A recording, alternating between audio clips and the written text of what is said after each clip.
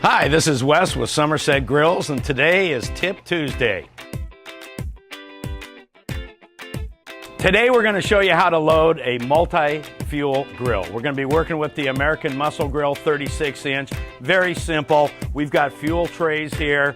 We're going to go ahead and we're going to throw our fuel in here. Today we're using some lump coal, some chunks, and I'm even going to throw a 200-year-old red oak log on there.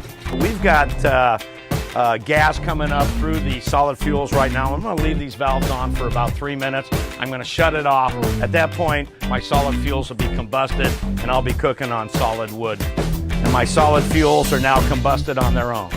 I'll let it sit for probably 3 to 4 minutes and then I'll break up the solid fuels and have a nice white ash. That was Tip Tuesday, how we load up a multi-fuel grill featuring the American Muscle Grill 36-inch.